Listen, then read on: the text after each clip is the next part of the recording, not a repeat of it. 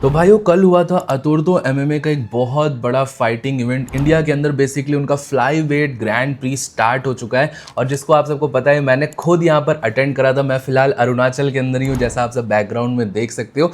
तो इस इवेंट के बारे में इस वीडियो के अंदर डिस्कस करेंगे एग्जैक्टली क्या क्या चीज़ें अनफोल्ड हुई इस ग्रैंड प्री के ओपनिंग राउंड में।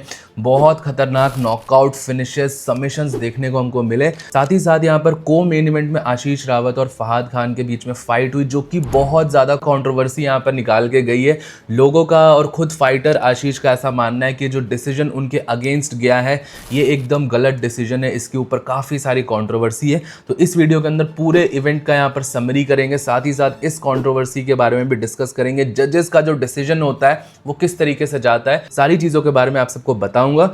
और भाइयों डिस्कस करेंगे यहाँ पर यूएफसी के वेल्टर वेट डिवीजन के बारे में। बहुत सॉलिड लीक्स यहाँ पर ये निकल के आ रही है कि इस्लाम और इयन गैरी के बीच में फाइट ऑलमोस्ट फिक्स हो चुकी है यूएफसी 330 के लिए। तो ये फाइट किस तरीके से अनफोल्ड हो सकती है, माइकल मोरालेस को टाइटल शॉट क्यों नहीं मिल रहा है इस टाइम पे, सारी चीज़ों के बारे में इस वीडियो के अंदर डिस्कस करेंगे। लेकिन उससे पहले आपसे वीडियो को लाइक कर देना, चैनल को सब्सक्राइब कर देना यूएफसी कॉम्बैट स्पोर्ट्स का ऐसा ही कंटेंट हिंदी में एंजॉय करने के लिए। अब भाई सबसे पहले यहाँ पर डिस्कस करती हैं ये जो अतुर्तो का इवेंट हुआ है। आप सब देख सकते हो मैं खुद अभी अरुणाचल में हूँ। ये वीडियो यहाँ पर मैं फाइटर होटल से यहाँ पर शूट कर रहा हूँ और पर्सनली भाइयों मैंने कल इस इवेंट को अटेंड करा और मेरे हिसाब से ये one of the finest event था इंडियन एमएमए के अंदर। क्योंकि इसके अंदर अगर आप सबने लाइव इवेंट पे ये देखा होगा, जो यहाँ पर अरुणाचल में नहीं जिन्होंने ऑनलाइन ये इवेंट देखा होगा, कितने लगातार फिनिशेस निकले।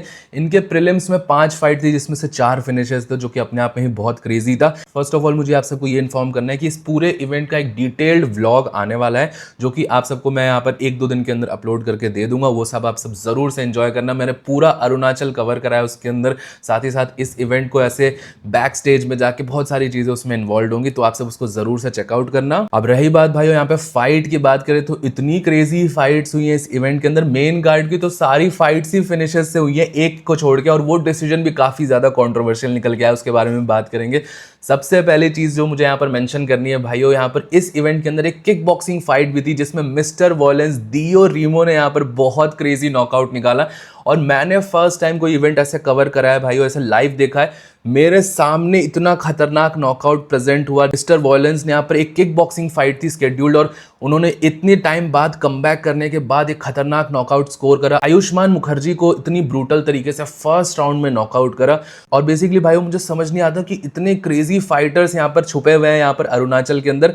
मिस्टर वॉयलेंस दियो रीमो को यहाँ पर ऐसा भी बोला जाता है कि अरुणाचल प्रदेश के इलिया टुपुरिया है और similar kind of fighting style भी है। ऑक्टागन के अंदर इनका स्टैचर, बॉडी डिमीनर काफी ज्यादा रिजेंबल करता है इलिया टुपुरिया से, और जो वॉयलेंट नॉकआउट से प्रेजेंट करते हैं बहुत ज्यादा क्रेजी। मेरी मानोगे तो मेरे लिए तो सबसे बेस्ट परफॉर्मेंस इनकी ही थी यहाँ पर पूरे इवेंट के अंदर। फिर भाइयों बात करें मेन इवेंट फाइट की, लीमा सुनोएब इमचेन द नागा ज़ॉम्बी जिन्हें बोला जाता है, उन्होंने home crowd home boy Nisham Pate को यहाँ पर हरा दिया। और आप सबको उस टाइम पे एरिना में देखना चाहिए, जो कि आप सबको दिखेगा अभी यहाँ पर व्लॉग में दिखेगा। पिन ड्रॉप साइलेंस हो गया था एरिना के अंदर जब नागा ज़ॉम्बी ने निशम पाटे को फिनिश करा। और लोग यहाँ पर बहुत ज़्यादा सपोर्ट में निकल के आए थे यहाँ पर निशम पाटे, क्योंकि ऑब्वियसली वो अरुणाचल के ही फाइटर थे और अरुणाचल में ही इवेंट हो रहा था। तो आप समझ सकते हो किस तरीके की क्रेजी चीज़ें रही। नागा ज़ॉम्बी ने यहाँ पर बहुत अच्छी परफॉर्मेंस दिखा और मेरे हिसाब से तो वही यहाँ पर टॉप कंटेंडर रहने वाले हैं और इस पूरे ग्रैंड प्री को उनके जीतने के चांसेस बहुत ज़्यादा है, क्योंकि निशम पाटे भी एक बहुत ही स्ट्रॉन्ग कंटेंडर था, one of the strongest contender था, और उसको फर्स्ट राउंड में उन्होंने यहाँ पर क्लियर आउट कर दिया है। बाकी भाइयों अब बात करें यहाँ पर जो को मेन इवेंट थी, जो कि सबसे कॉन्ट्रोवर्शियल चीज़ थी यहाँ पर, और उसमें बेसिकली यहाँ पर एक बहुत ग्रूसम फाइट हुई। 3 राउंड्स यहाँ पर लगातार ये फाइट चली आशीष रावत और फहाद खान के बीच में।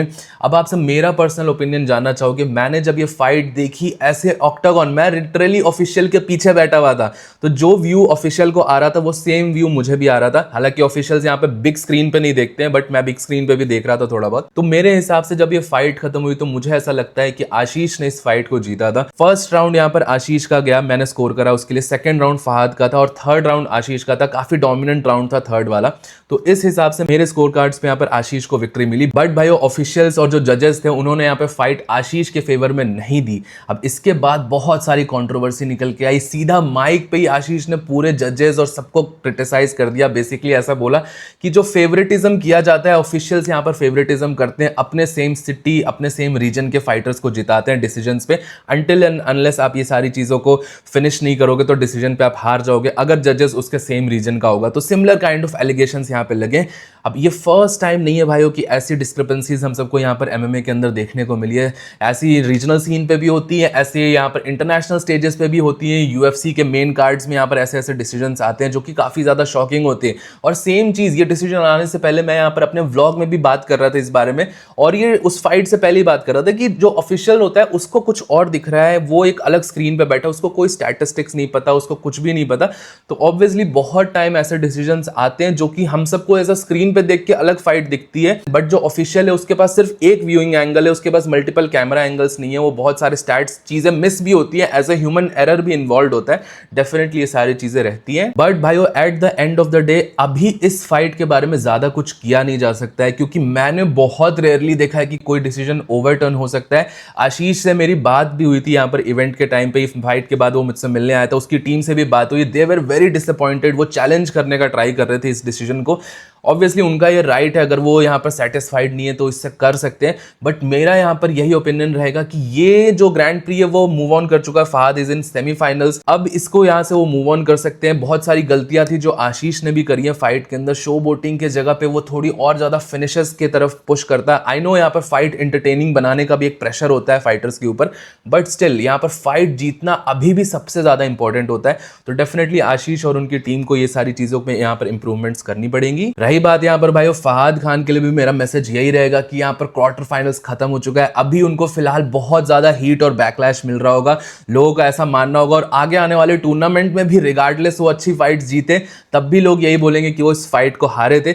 बट स्टिल मेरा मैसेज यही रहेगा, he should be purely focused on semifinals. भले भाइयों यहाँ पर पूरी दुनिया को, पूरे क्राउड को ये लग रहा था कि वो फाइट नहीं जीते, बट जो तीन लोग जिनको लगना चाहिए था, जो तीन सबसे इंपॉर्टेंट लोग जिनको लगना चाहिए था कि वो फाइट जीते हो, और उनको वही लगा।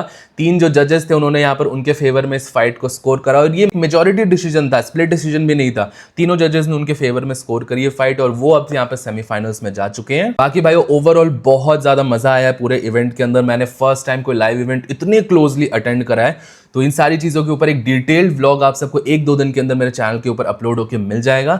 बाकी भाइयों अब बात करते हैं यहाँ पर यूएफसी के वेल्टरवेट डिवीजन के बारे में। इस्लाम माहाचेव और इयन गैरी की फाइट की बहुत ज़्यादा यहाँ पर सॉलिड रूमर्स निकल के आ रही है। आप सबको पता है 2 कंटेंडर्स जिनका सबसे ज़्यादा नाम लिया जा रहा था इस टाइम पे, वो थे इयन गैरी और माइकल मोरालेस। अब एग्जैक्टली यहाँ पर ये रूमर निकल के आ रही है कि इयन गैरी की तरफ जा रही है यहाँ पर यूएफसी, फिलहाल माइकल मोरालेस को कंसिडर नहीं कर रही है, और यूएफसी 330 के अंदर ये फाइट हो सकती है। फिलहाल के लिए कुछ भी ऑफिशियल नहीं है, बट इस बार जो रूमर्स आ रही है वो सच में स्ट्रांग है। इयन गैरी की तरफ लेने जाए, थोड़ी नेगोशिएशंस चल रही है, और यूएफसी 330 जो ये इवेंट है ये आप सबको अगस्त में देखने को मिलेगा, क्योंकि यूएफसी 328 मई के अंदर होगा। फिर भाइयों जून के अंदर कोई भी यूएफसी 329 नहीं होने वाला, उसमें यूएफसी का व्हाइट हाउस का फ्रीडम 250 इवेंट होने वाला है। फिर जुलाई के अंदर यूएफसी 329 और यूएफसी 330 होगा, वो फिर यहाँ पर अगस्त के अंदर हो सकता है, और अगस्त ही यहाँ फिर टाइमलाइन बनेगी यहाँ पर इस्लाम माहाचेव के कमबैक की। हालांकि मैं थोड़ा पहले एक्सपेक्ट कर रहा था, मैं जुलाई के अंदर यहाँ पर इवेंट एक्सपेक्ट कर रहा था कि वो जुलाई वाले इवेंट में फाइट करेंगे, बट नेवरदलेस ऐसी पॉसिबिलिटी भी निकल के आ सकती है कि जुलाई वाले इवेंट इंटरनेशनल फाइट वीक में कॉनर मैग्रेगर का कमबैक हो सकता है, फिर उसके अगले इवेंट में इस्लाम माहाचेव का कमबैक हो सकता है। ये सारी यहाँ पर पॉसिबिलिटीज बन सकती है। आप सब देख सकते हो लाइंड अप इवेंट्स हैं, अभी हमजा चिमाएव का इवेंट होने वाला है, फिर यूएफसी व्हाइट हाउस होगा, फिर कॉनर की फाइट इंटरनेशनल फाइट वीक में, फिर इस्लाम की फाइट यूएफसी 330 में। यूएफसी का पूरा समर सीजन इस टाइम पर सेट हो चुका है। जो पिछले कुछ टाइम से ड्राई मैचअप्स थे वो फाइनली अब यहाँ पे फिनिश होने वाले, बड़े बड़े चैंपियंस रिटर्न करने वाले। मैं पर्सनली बहुत ज्यादा एक्साइटेड हूँ। रही बात यहाँ पर इस्लाम वर्सेस इयन गैरी की फाइट कंफर्मेशन के बारे में, कुछ भी अपडेट आएगा तो मैं आप सबको अपने टेलीग्राम चैनल, अपने ब्रॉडकास्ट चैनल या वीडियो बना के अपडेट कर दूंगा। अभी मैं फिलहाल अरुणाचल के अंदर हूँ, 1-2 दिन में मैं वापस दिल्ली पहुंच जाऊंगा, और उसके बाद भाइयों आप सबको कांस्टेंट वीडियोस आना भी स्टार्ट हो जाएंगी। टिल देन भाइयों आप सबको ये वाला वीडियो पसंद आया होगा तो प्लीज वीडियो को लाइक, चैनल को सब्सक्राइब कर देना। मिलता हूं आप सबको नेक्स्ट वीडियो में अगले अपडेट के साथ। Bye bye.